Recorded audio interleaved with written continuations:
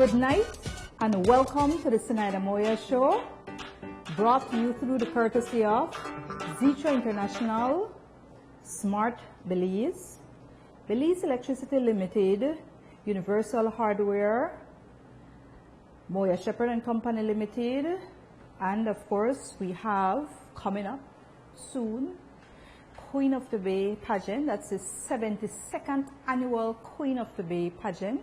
That's a national pageant. And of course the 2nd annual Queen of the Bay State Ball and Sashing Ceremony. Both of them will be held in Belize City. I am your host. Tonight will be a very informative and educational show. Of course, I always ensure that the show is an empowering one, so you're going to have to stay tuned to see what I mean. We have joining us tonight a very bright, intelligent, this is one of our intelligent minds, a person who has not been afraid to, how they say, put your money where your mouth is, because he has been an entrepreneur, and he's someone that I have known for some years. Mr. Richard Harrison, he's in studio. Richard has an MBA from Lancaster University in England. He has been a senior manager for over 20 years in the private sector. And of course, I will tell you that I first met Richard because we were working together in the same ministry. That's the Ministry of Agriculture, Fisheries and Cooperatives. I began there early February 2002. That's when I became a head of department in the government service. That's where I started as a head of department in the government service. Richard was right there. Now, at the time, Richard was a regional. He was there as the regional unit for technical assistance, and thereafter he had gone to the Belize embassy in Mexico, where he was in charge of, he was the secretary in charge of trade, investment and tourism, all right, for Belize. And so, of course, Richard has been a businessman. And I've always been one who, Richard writes a number of good articles, and I must say that he has done his research, and I'm very appreciative of it, because when people do that, they help you out. And so I want to say welcome, Richard. Thank you. And Richard is here. Richard, you drove all the way from San Ignacio, correct? So we're very pleased that you're here in studio on Partridge Street. Now, for all of you joining us via the Zenaida Moya Show Facebook page or the Creme Television Facebook page, I want to tell you that if you have any friend who may not be in front of a television and normally watches this show, tell them that they can watch it live via live streaming on the Facebook page. No? You will also be able to send us your comments via that medium as well. We also have a number you'll be able to send texts if you want. That's 615-9494. But if you're in front of the Facebook, you can send it via there. Now, Richard, we're going to discuss tonight about some economics, about the direction and the path of this. I mean, some people have called it an economic train. Some people have said the train had stopped at one point and all kinds of things. But it's really an economic path. And it's one that's very necessary because there's two different things, economic development and economic growth. All right? And you always want to ensure that you have economic development so that you can in turn see economic growth. It's just like when you have you will hear of per capita, right? But when you hear about certain, I'm trying my best to talk easy. I don't want to get into jargons, technical jargons. So I will say that when you hear about the word per capita, people look at it, and some countries per capita are high, you know, maybe I'm just throwing this out, maybe 10,000 US dollars, while some others maybe 4,000 US dollars, and those kinds of things, or lower, I mean. And so you look at that and you say, okay, that's what everybody's making. But no, I mean, there's always this huge discrepancy. There's this spread, and when you really look into it, then you see what exactly is happening to a country, because those indicators, those figures don't necessarily reflect what is actually happening to each and every household out there, you know, because some people may be way up here, some people are way down here. So tonight we're going to discuss some of the policies that have shaped Belize in a easy manner, so that our viewers out there can understand in a very understandable manner. But it's important to look at these things, because we want to look at it and then look at what may have worked and what may need to be tweaked, so that we can progress for the sake of everybody in Belize. No? And by everybody, that means Belizeans and whoever have since made Belize their home. Okay? So that is what I wanted to speak with you. Now, you had also written a very interesting article, Richard, and of course I read it. I always read your articles.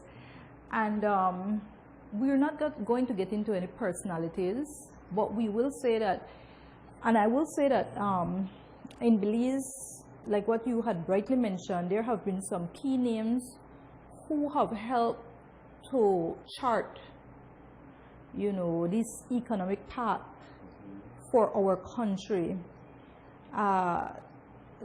Some of the policies that have been, some of the economic policies that have been put forward have worked, and as with everything, some have not worked.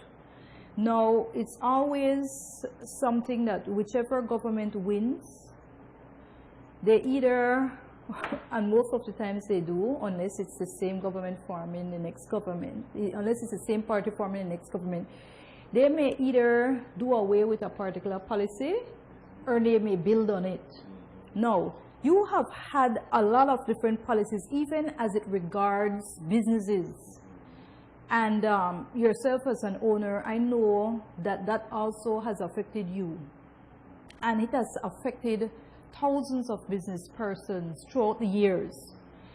These economic and financial policies put forward, we have had certain individuals who have said, okay, well, the government needs to do this. I don't feel any economic relief, or I see now people are clamoring to raise the minimum wage threshold. Raise it. But then I am sure I may be looking at certain business persons that may be saying, but we can't even pay our taxes. They're taxing us to death. We can't even pay that. Electricity, you know, is a big cost. Telecommunications is a big cost. You know, a lot of importation of raw materials, depending on what they're doing, it's costly to us. And now you're saying, and then the government, you know, they want their tax, and it's right off the board, and now you're telling us you want to increase the minimum wage. So these are things that we're grappling with as we speak. Tell us now. I will get off, because I can go on and on. I am very, I love to speak about these issues, but you were on the show, so I will try not to speak much. I want to hear from you, Richard. All right. Let me just say, you made reference to the article. Yes. And I got the invitation for this show after that article yes. was published. Yes. So I think that how what happens in the economy of Belize is not something that happened by magic. Somebody makes these decisions, right? Somebody makes these decisions, and I believe that for too long, these decisions are being made outside the realm of where people can discuss it and read it through Yes. and criticize it and say, why don't you change it this way? Why don't you emphasize more this side and take off this piece or whatever?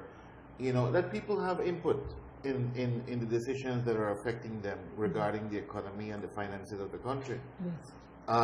Because if you look at the past 35 years, you know, we're going on 36 now of independence, these people can't say that how they've been doing everything right. You know, that would be ridiculous. Yeah, that would be very ridiculous. You know. So they must accept Yes. that how they are not perfect. They're not no almighty. They're not no magic bullet. Yes. You know, they are human beings just like us, right? And they even have a higher responsibility because they are paid by the public. You know, they are our servants. You know, Yes. so they don't lord it over us. Come up with these magic bullet ideas that you know only they have, and we are all right. Well, Richard, who are you speaking with exactly? Because you will have the technocrats and you will have the elected officials. Now, there are times when you have elected officials that are very strong-minded and, you know, they come along and they feel they're the expert. And they may not be the expert. You may have a technocrat who may know a lot as it pertains to maybe theoretically, but perhaps may not have that, again, that business background or even a business aspect. So they're good at the technocrat level, but that they don't have that other aspect. Well, that is one of the things that I pointed out in the article. Yes, you did. You know, is that only 3 of all the names mentioned are people who have started, own, and operate legitimate business. Yes. You understand? Yes. That we know about. Yes. Maybe somebody has other businesses, but we don't know about it. You know, so I can't count it. Yes. You know, but I believe that how people who are running the economy and the finances of the country should have some experience at least, even if they fail. Yes. Even if they failed in a Sometimes business. the ones who fail are the best teachers. Well, the thing is because they will tell you what not to do. I found that out. They maybe have learned from their mistakes, you know, Yes. or they could have they say, okay, I went through the experience and I could have done this and this and this better, something like that, right? Yes. So Because Richard, just to say quickly, I always use this excuse because when, for example, when people, they'll look and then they'll say, okay, I'm going to go ahead and look at how I'm doing in business, and they look at their assets and, oh, it looks wonderful, the figure. But when they look at the cash flow, it's a big problem because maybe they may have so much asset, but they don't have the money to even pay their staff. They're not liquid enough. And sometimes they would even become bankrupt, even though they have huge assets. But the assets are tied up for whatever reason. Things are not happening as it is. So you always want to know that you have people with that business background to know that, you know what, you don't only look at those assets. you have to look at the 3 statements. You Yes. have to look at the 3 statements. Correct. Yes, but so you know the part that I wanted to do with that article, the objective that I wanted to achieve is to call out the people who are managing the finances and economy of Belize, Yes. and even the ones who pretend to want to become Yes. the managers of the finances and the economy of Belize, that they should put their ideas in writing. You know, if we're going to address an issue like, for example, unemployment, all right? Okay, what exactly is the unemployment rate? We have heard it in some documents it's 16, in some documents it has 22, in some it's 8. What exactly is the unemployment rate? you know, and for adult males and for females and for youth. Yes. In these different categories, what is the real unemployment rate? It depends on what report needs to get out there, Richard. Well, if it's a report to try and ensure that they get grant, then then maybe you may give a higher unemployment rate, because they'll say, okay, we really need money to help in this particular project and programs. That's creative accounting. You understand? But it depends. It depends. You know, that's how it is. And I'll tell you, there's statisticians that would also do that, because then when they're told, okay, we need to present this particular paper document, you know, and we need to get funding for this, or oh, we need to show that we look good, we need to present a report to this particular entity that's reviewing us, so we have to look good. That's different than trying to get money free, you know. So different figures may be used, Richard. Well, I understand that how maybe that does happen. It's unfortunate. I don't believe in creative accounting. I believe that how we should have the right numbers. They should be as accurate as possible. Yes. And the people at the statistical unit of Belize, and even those at the central bank, who are the ones who pretty much tell us what we are doing in figures-wise. Yes. I think that how they should keep it clean. I think that they should keep the books clean. Yeah. And we should know exactly what is our unemployment rate. And our financial managers of the country should know, should be able to tell us, listen, okay, if our unemployment rate is 12%, we have an objective over the next 5 years to bring it down to 8%. So we're going to reduce the unemployment rate by 4%. Yes. That's clear. And then he's going to say, okay, we're going to do it this way. Yes. All right, and we're going to get the jobs that we need to fill this gap of so many thousands of workers. We're going to get it from here, here, here, and here. So much in added housing construction, so much in a new industry, in the sugar industry, so much in whatever. Yes. And he shows you in numbers how is he going to reduce the unemployment rate from 12% down to 8%. These guys need to start doing that.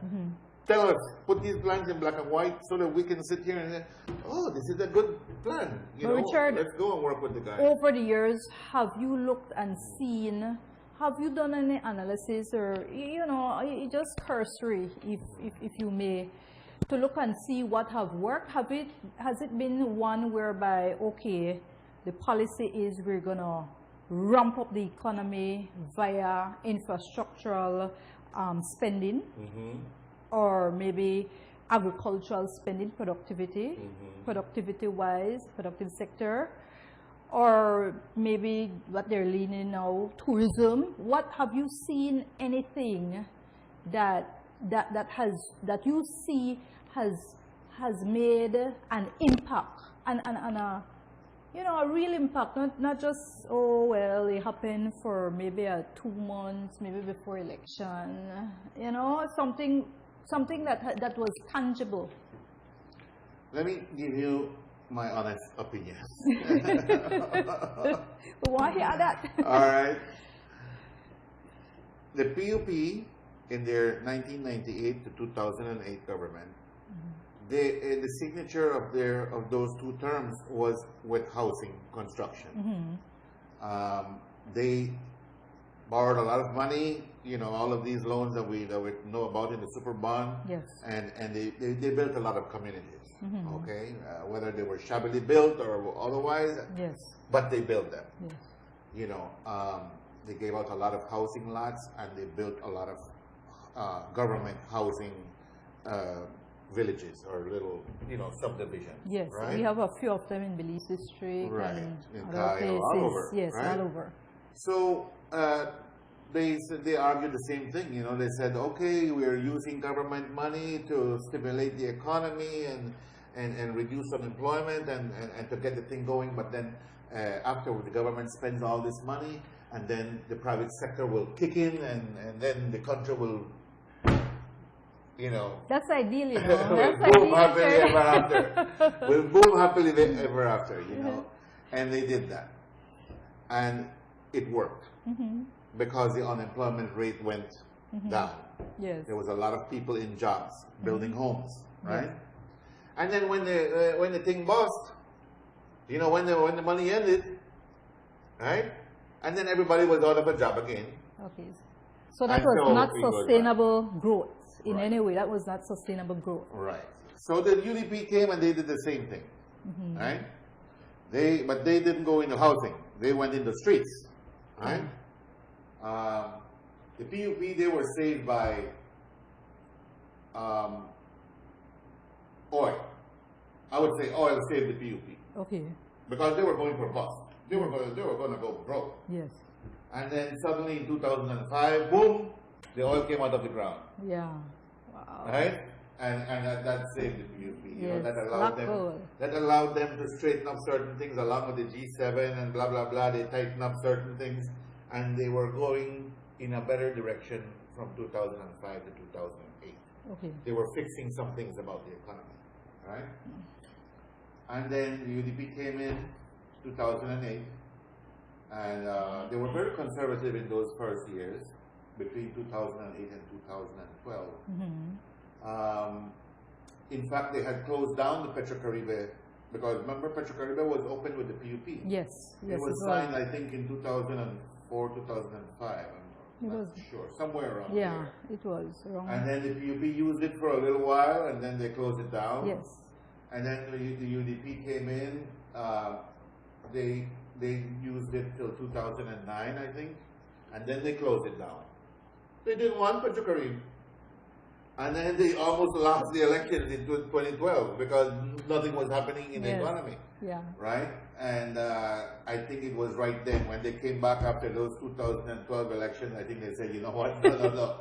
We'll borrow the money and we'll spend it, and we'll, and that's what they did. And then they started back Petrocaribe, and that was what, brought the windfall for the UDP. Yes. They built a lot of streets, and then that put them into their third term, I think. I think it's the streets that put them into the third term. Yes.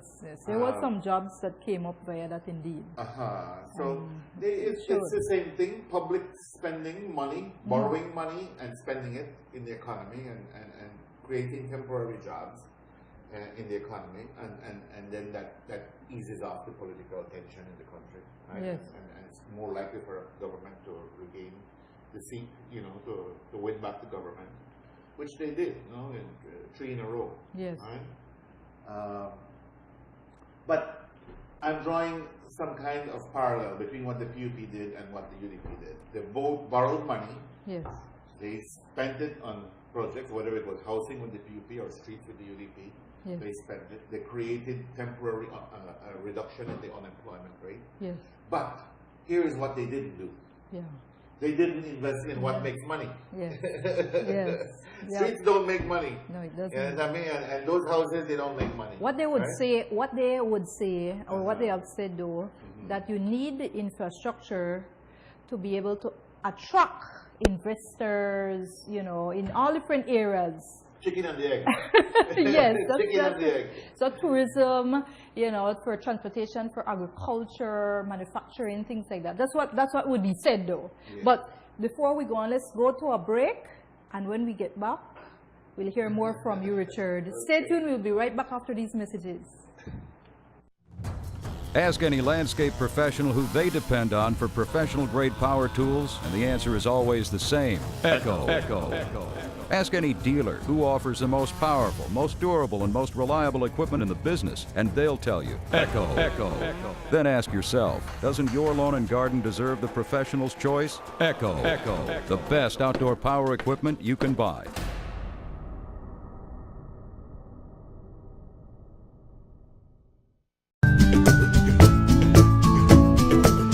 Buying or selling land can be a daunting experience. Don't leave things to chance.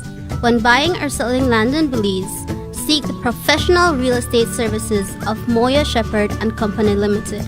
Benefit from our extensive local and international network to find your dream home or to move your property from selling to sold. Our land consultancy services also include appraisals, conveyances, registrations, surveys, transfers, title searches, and the preparation of all other legal documentation and land transaction processes. We are located at 5 miles Philip Coulson Highway. Give us a call at 223-4465 or visit us at www.realestatebz.com. Staying current with advanced technology is what drives us at Smart. And with that, we've launched our new online charging system to provide you with a wide array of real-time promotions, innovative pricing plans, and loyalty programs. I'm going to walk you through some of the changes you will experience while we make this transitional move to an expanded, smarter network. One point to add, for expiration dates, you will not be able to extend your current balance by adding prepaid credit, data, or SMS. Do note that this is a temporary change and will resume back to normal ways of extending your expiration date by adding credit upon completion. Other changes include the use of adding 501 when using the Call Me feature and other services. Also, you will no longer require star in front of any short codes. Remember, expanding our network with this new online system is to give you a greater experience with Smart. The circle starts with solid support and a smile. This is real life. With its ups and its downs, this is going the extra mile. And the feeling you get when you can help someone along their journey. Through the twists and turns, we're here. This is Western Union, making sure your support reaches its destination. This is Western Union, moving money for better.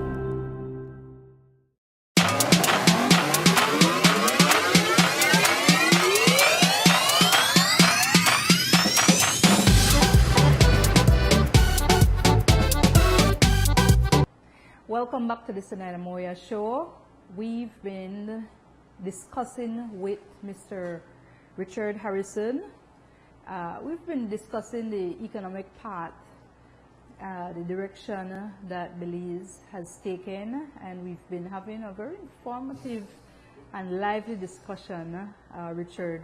But when we went to break, you were in the middle of saying something because I had asked you specifically prior to that, what you thought had worked, over the years. Right. So, and I was saying, that how the government stimulus packages, whether it was the housing under the PUP or the streets under the UDP, that these stimulus packages have worked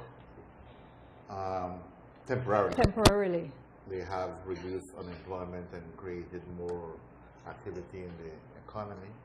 They have worked to that extent. But one can argue that the UDP can say, oh, well, we are better than the PUP because we borrow better than you. We borrow at 1% and 2% and 3% while you were borrowing at 6 and 9%. Yes, commercial rate versus the... So, and that is true. And that is true. They're better borrowers. But this is fundamentally what I'm trying to argue is that how whether you spend it on housing or whether you spend it on streets, those houses need to be paid for. If the people don't have jobs, how can they pay for houses? So in my own opinion, I think what we should be doing is building the private sector and the production sector, creating jobs in that. Once people have income from a job that is, lasts longer than a year, not a temporary job, but a full-time job, then that person can go to the credit union or to the bank and get a house. Doesn't need government to build a house for him. You understand? Yes. And these streets are not generating any income, but we still have to pay for them. Yes, we do. Right? So at the end of the day, we don't have a productive sector to pay for either the houses nor the streets. This is the problem. So does that go with, you hear something whereby there's the old adage that says, you teach a man to fish and the man, will survive pretty much. If they had put it in the productive sector, the people would have been able to take care of themselves. Well, there would definitely be, if we increase our productive sector, we would increase our exports, hopefully, if we do it the right way. Yes. You know, we have to build the competitiveness and the productivity of the country, whatever. You know, I don't know if I have time to explain what that means, but basically, basically we should be able to produce things at a lower cost all around. Yes. You know, and our government is not doing that. Our government is increasing everything in every sector. All your costs are going up. Yes. So you're not becoming more competitive, you're Yeah. becoming less competitive. Yes. You understand? Yes. And this is what's crippling the economy, you know, because the government is taxing only to raise the revenue. They say, Yes. okay, I owe so much money, I have to pay so much every month, I need to raise so much. Yes. I'm going to charge you from here and here and here. Yes. Without thinking, is this adjustment in the tax system, is it going to make Belize more competitive or is it going to be less competitive? Correct. That should be the question. When you're changing taxes and lowering this and increasing that, your whole question should be, what is your objective with taxation? Well, Richard, you make a good point because, like in your article, you mentioned there's only 3 of those individuals that you named who have owned a business or who have even developed a business. Okay, so most of these individuals who have shaped these policies, these economic policies, they don't have a clue? They don't have a clue. They have gotten they have been paid directly. Maybe theoretically in their mind. Just theoretically. They have been paid directly from the public purse, and they have never had to go out and get up like a private sector person and try to ensure that, man, I need to ensure that I cut costs there and I try to get the cheapest good but at the best value, and I need to try and Quality. streamline certain things, and I need to try and be happy and nice to my customers. They've never had to do that because they know that it's from the taxpayers that they're going to get their payment. And every year or so, if they're nice, they get their increment, and they are fine. And pension. they're fine. They're fine. And I'm saying this, I'm not even talking about the public officers. I'm talking about those people who are the policy makers. I'm talking about those at the higher level in the public service who may not have had to do that. Now, you've had some who may have had some business background.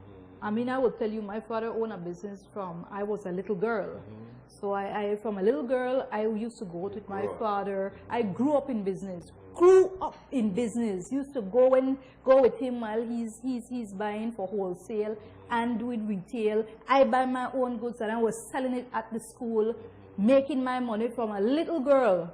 You understand? So standard, when I don't make my money, I don't need an issues to make my money. So you have some of us who had that business background, but most people, they come from nice public servant background, and they're, they're nice and sweet, and they're very dignified, and they're less aggressive like me than me. So they're very nice, and they make nice plans, but maybe it hasn't really worked for the productive sector, because right now I think it's at a standstill. We're holding on. I must say tourism has been helping, but what's happening really? Well, we're drifting towards, every day we're drifting towards a mono economy. We are depending too much on tourism. Too much on tourism. You know, and we are destroying other things instead of holding on to them. Yes. So that tourism growth becomes like the icing on the cake. Yes. We hold on to the basis of what we have, even grow them too. Yes. And then tourism takes us to the park. Yeah. You understand? Yeah. So I don't know why we're letting go of so that should just be the cherry on the cake. Yes. That should be the cherry on the cake. While we should ensure that we're really looking to, and agriculture, light manufacturing, other areas, mining. Other countries have gone the road. They've tried to say, okay, well, we're going to get our people to deal with technology. Like technology is good. Yeah. So different things like that. Yeah. Let me just say this. I want to shift a little bit. Yes. Right. And go into like a little historical context.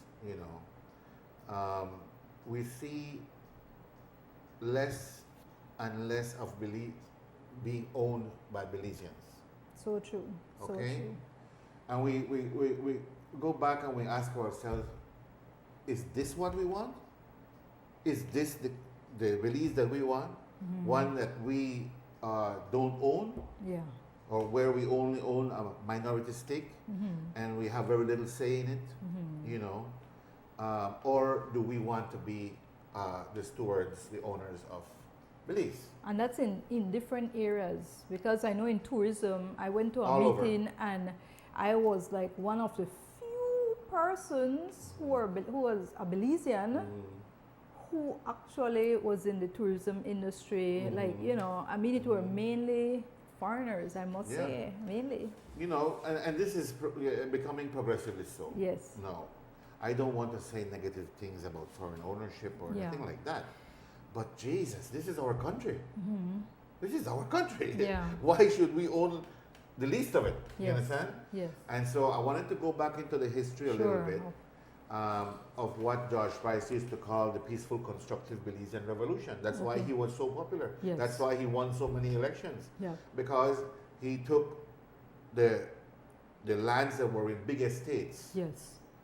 and he found some way somehow to pay those people for those lands, because we didn't hear about litigation over years and years of where people took him to court because he didn't pay them. Yes. I never heard one occasion. Yes. He obviously paid those people for their lands, Yes. and he split it up and he gave it to Belizeans. So Belizeans started owning land, and that land is where you transfer wealth. Land is where you transfer wealth. Some ministers obviously know it good. Yes. Some of the ministers, they know it good, you know. But land is where you transfer wealth, and then George Price did a lot of that in a short space of time. Yes. You know, and that is what transformed the country, because a Belizean with a piece of land paper in his hand can go to the credit union and say, listen, I have a job and I have this piece of land. Yes. I want to borrow to make a house. Correct. Then he suddenly employs 5 people to build a house for him. And he has to go and buy the materials at the store and blah, blah, blah. Yes. You know, and the money goes around. Yes. Right? So that land, the act of passing that land to a Belizean is actually a transfer of wealth. You know, and George Price did a lot of that. Yes. So we saw a lot of gains in Belize from the 1950s to the independence period. Okay. But then he had this vision of some political independence. You know, we had to be independent from Great Britain, and we had to come out of the colonial era, blah, blah, blah. I think it was very good in practice, because probably he personally had the ambition, Yes. and he was the steward of the ship. So he could drive it in a certain direction and take it where he wanted it to go. Yeah. But he didn't change the laws. He left all the laws from the colonial in place. And this is the problem. Yeah. Why we have regressed from since independence, when we got political independence. Yes. And since then, nobody has ever said, Yeah. but you hear the banter around, you know, oh, we should put economic independence as our new goal. Yes. But nobody has ever. Nobody has said that. Nobody has said I that. spoke Nobody to, has done yes, that. I spoke recently to our former cabinet secretary, and we were discussing that very same thing. Very same. Well, one we of don't the have a things goal. Since independence, we honestly, as a country, we don't have Yes. some kind of common vision of where are we going. Yes. What objectives are we setting? Correct. If we are at $6,000 per capita income, after 5 years, do we want to be at 7,000, 9,000, 12,000? Yep. Where? Where? Yeah. Somebody has to set an objective. You can't just be, going with the wind. As Correct. the wind blows in a different direction, we go in a different direction. You know, and this is because we don't have a plan. You have to make a plan. We have to, Otherwise, and, better and, plan to this fail. is the challenge that I put in the article. Yes. You know, I'm telling the financial and economic managers of this country, you have a duty. Yes.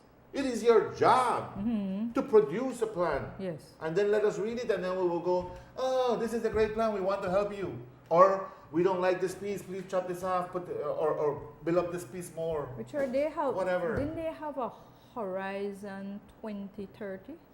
There is a document out there, I'm not sure what it's called, but some 2030. I remember 2030. I don't think they have. It was done written mostly by a Miss lot. Carla Barnett. Yes, it it's was really written him. by It's mostly by her, Miss Carla it's her. Barnett. Yeah. But they haven't done a lot of, like I haven't heard a lot from it, and so if in fact that they're even using it, because a lot of times these things are written and it's written and it's nicely written and it's set on a shelf and it's right there. You can't say that it wasn't done. Maybe the UNDP funded it, or let's say CDB or some one of those international banks or donors funded it, and it was done. Yeah. You understand? To ensure that, okay, well, that was done, and once you get that, then yes, then we will look at you for particular soft loans and maybe grants and things like that. So it was done. Yes. But it isn't being used. But the point is, we don't even know what all are in there. So if in fact that is there, and let's say there's good things in there, they need to start to look at that, because you have to have a plan, like you rightly mentioned. You have to have a plan. You understand? Or you better plan And to this fail. one, the Horizon one is like what I call it, it's mostly prose and poetry. It's very short on numbers. Yes. It doesn't give you numerical targets, Yes. for example. Yes. You know, so if you're going to look, for example, at the debt to GDP ratio, Yes. you know, what is our objective as a country? Yeah. Do we just take it right up past 100 and then let it keep going past 100? Yeah. Where does it end? Where does it end? No. Do we as a country have a policy, and where do we want debt to GDP ratio to be 10 years from now or 5 years from now? Yeah. Okay, so if it's at 95 right now, Yeah. and we want it at 80 Yeah. within 5 years, what are we doing? What specifically are you going to do to reduce that debt from 95% of GDP down to 80%? Okay. Show me, tell me Okay, I want exactly what you're going to do. I want to hear further from you, Yeah. but we do have our second and final ad break. When we come back, we're going to discuss further, but stay tuned for these very important messages. The circle starts with solid support and a smile. This is real life. With its ups and its downs, this is going the extra mile. And the feeling you get when you can help someone along their journey. Through the twists and turns, we're here. This is Western Union, making sure your support reaches its destination. This is Western Union, moving money for better.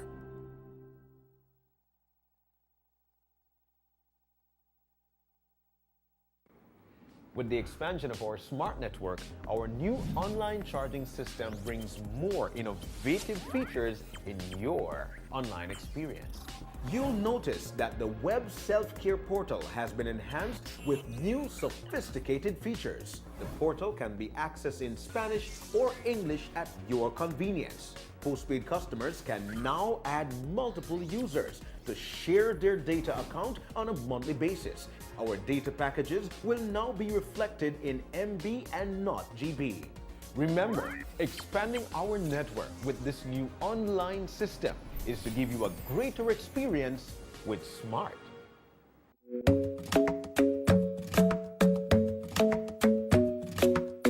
The Orange Walk Queen of the Bay Committee, in collaboration with Club High Five, present the official Miss Queen of the Bay meet and greet.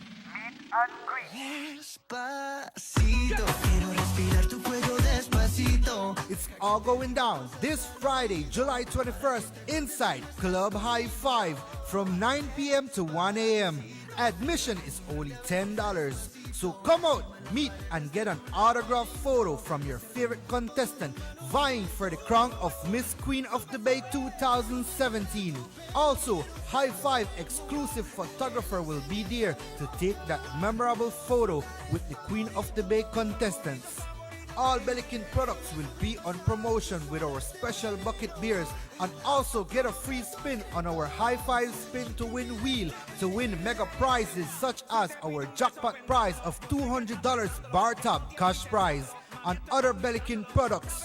All ladies drink free panty rippers and screwdrivers inside Club High Five from 11 p.m. to midnight. Music by the legendary DJ Rob, DJ Eris, DJ Hunk, Father Jesse of International Vibes and Elevation Sound. It's all gonna be hosted by Jennifer Barrows. So make it a date. It will truly be a night to remember. Despacito, quiero respirar tu cuello despacito. Deja que te diga cosas al oído, para que te acuerdes si no estás conmigo. Despacito. Stronger,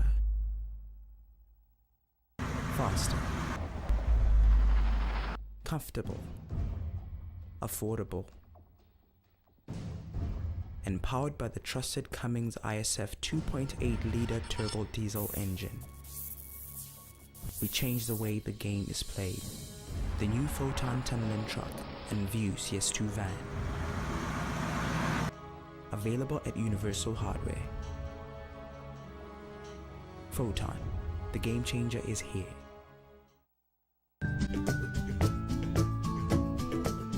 Buying or selling land can be a daunting experience. Don't leave things to chance. When buying or selling land in Belize, seek the professional real estate services of Moya Shepherd and Company Limited. Benefit from our extensive local and international network to find your dream home or to move your property from selling to sold. Our land consultancy services also include appraisals, conveyances, registrations, surveys, transfers, title searches, and the preparation of all other legal documentation and land transaction processes. We are located at 5 miles Philip Coulson Highway. Give us a call at 223-4465 or visit us at www.realestatebz.com.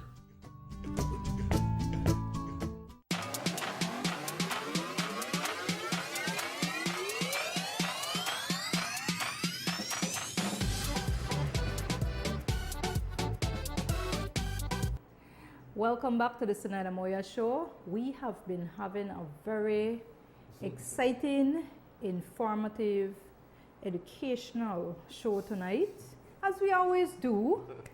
Well, I have had the pleasure of having here in studio my good friend, Mr. Richard Harrison, very intelligent, one of our brighter minds. And as I told you, I like entrepreneurs.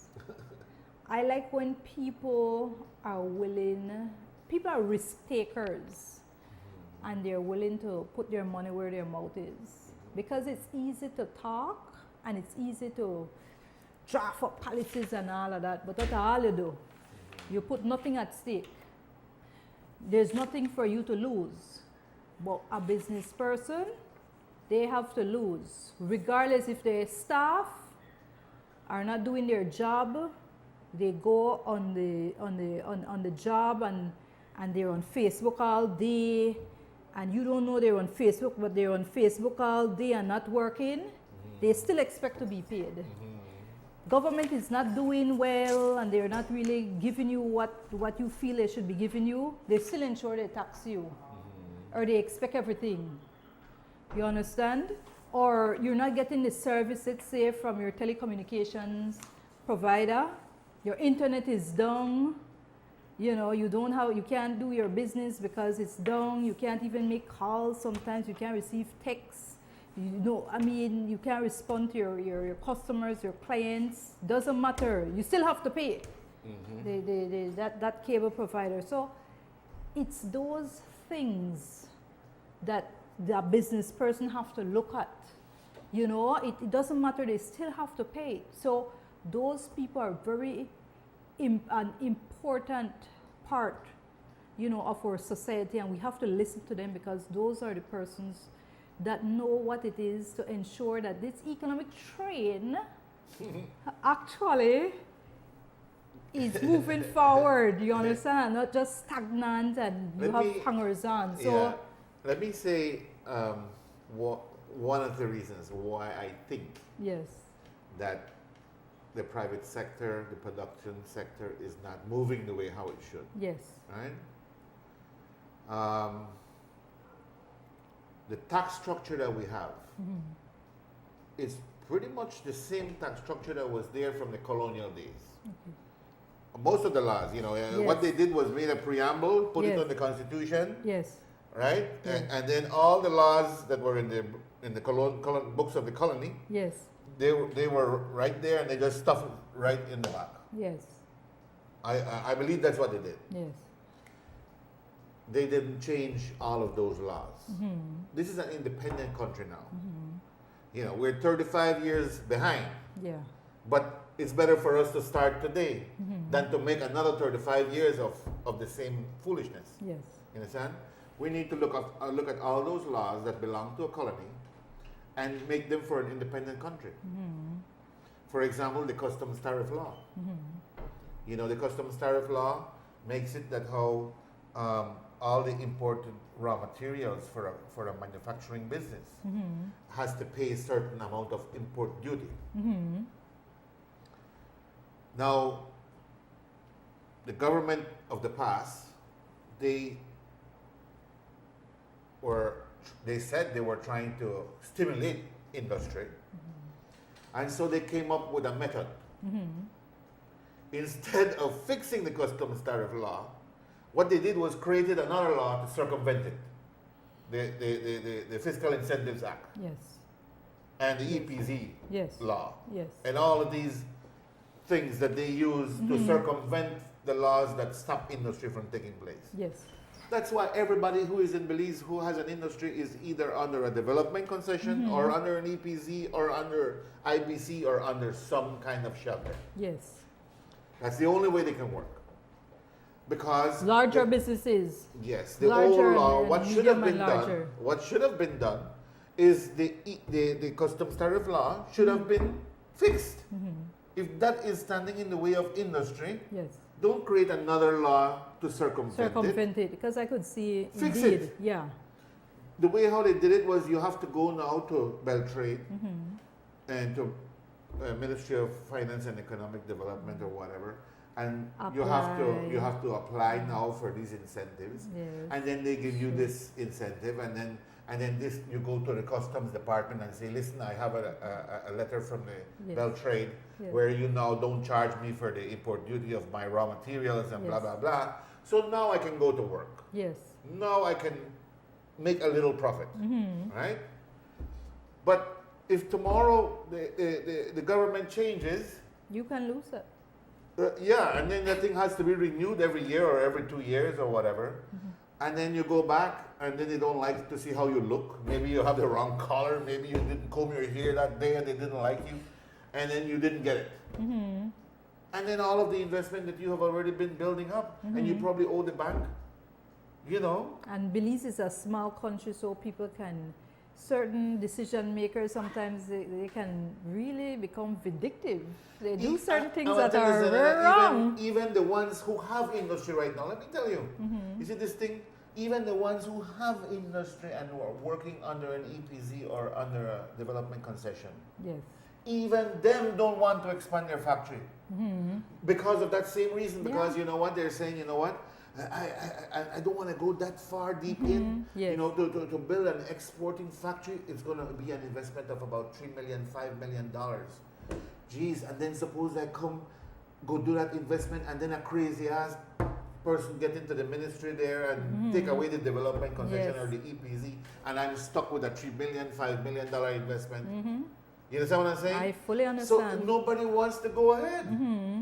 Yes. So this is not any development concession. There is no development going on. That guy, he just maxed out and he's sucking the money out. Yes. And he's building his little apartments to rent Yes. for his retirement. He's building his little small little mall somewhere, rentable properties, or you Yes. know, something. And he's sucking it out of the cash cow, you will call it. Yes. Because he don't want to invest in that thing because he knows that thing is depending on the whim of a minister or of a CEO or of one of these people. Do you feel that is why maybe the tourism industry is sprouting more? Absolutely. Absolutely. Because I mean, people it's don't want to go in the safer. next direction. It's safer Right? there. Yes. I mean, foreigners that come in aren't going to victimize you also. That's another thing. When they But there's a lot of support- them, you know. When they support There's a your lot of business, them they under- support under your the business, shelters. and that's Yeah. it. But There's go a ahead. lot of them. And most of the big properties are under development concession. Believe me. Yes, yes, Even some of them are under EPZ. yes. You understand? know. So let's not pretend that we And don't I- know. And then I know the Ministry of Economic Development has dealt with that quite a bit, and they've been in charge. But we're wrapping up. Very soon. So, what would you want to leave here with? What would you want to tell our viewers? I want to say that how Belize is a rich country. We have good people here. we need to create plans,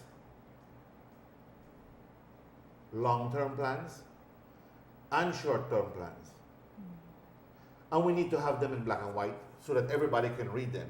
We can know where is the ship going. Yes. We can put our ideas in. Your ideas, Mr. Minister and Mr. CEOs and whatever, yours are not perfect. If yours were perfect, we would be living in a rich country. Yep. And we're not. So your ideas are not perfect. Yep. Please listen to the people. There's a lot of other Belizeans with good ideas.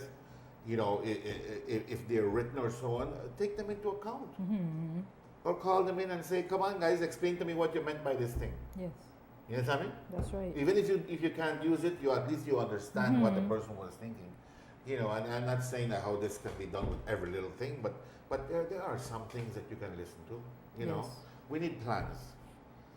We also need to put back some wealth into the people's hands. We need to do another phase of this land reform. There's a lot of people holding speculative land in Belize.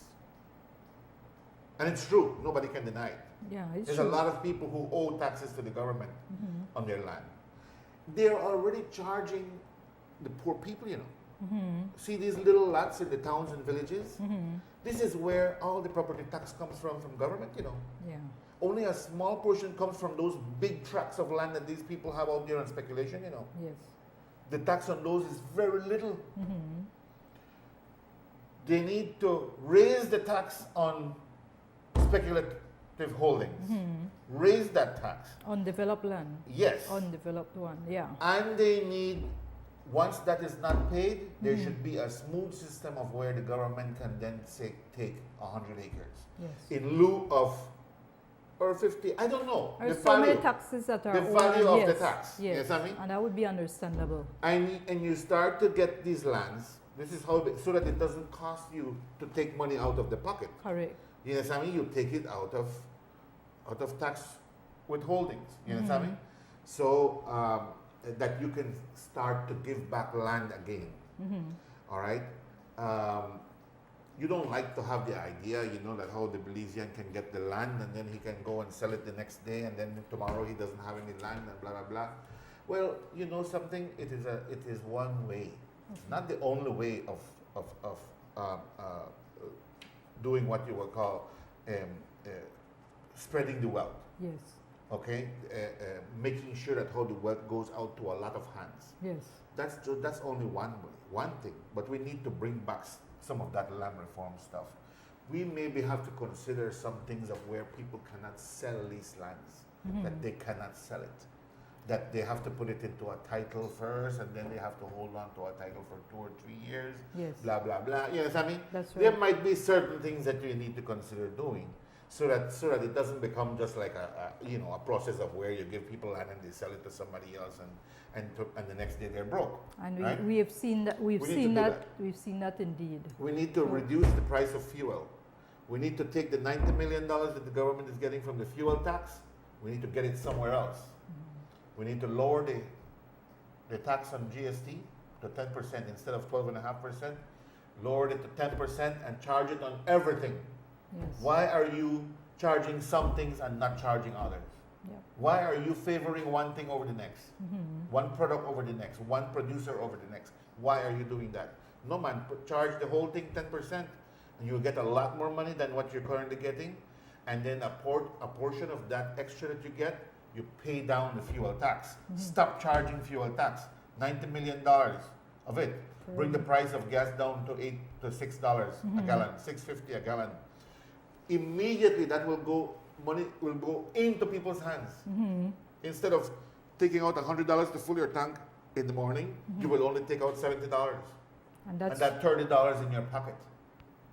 Richard. We'll need to have you back on the show. But I think that the government also would do well in terms of ensuring that they bring persons, you know, like yourself and persons like yourself who have had such experience and have the knowledge, the insights that is necessary to help to move this economy along. regardless of politics, you need certain people because, like I told you, business persons are the ones who have put their money where their mouth is. So you need to listen to them, regardless of what political party they belong to. Richard, it has been wonderful. I wish we could go further, but the show has to end. And so I want to say thank you again for coming all the way from San Ignacio. It really is interesting. I see we have so much, well, I know people are watching all over the country, but I see so much of our viewers on Facebook watching as well. So we have a lot of viewers abroad that are watching, and we want to say thank you for watching the show. So thank you, Richard. Okay. And I want to thank the sponsors, Zetro International, Universal Hardware, Smart Belize, Belize Electricity Limited, Moya Shepherd and Company Limited, Queen of the Bay Pageant and State Ball. If you want to advertise on the Zenaida Moya Show, feel free to inbox our Facebook page or contact Miss Vanessa Lemott at 615-4467 or 630-6941, or you can contact me as well. Thank you to our viewers for continuously supporting the show and submitting topics and questions to us. Thank you to the production team, Abdullah Sif and Cliff, and to our Facebook editor, Ms. Dejanira Thompson.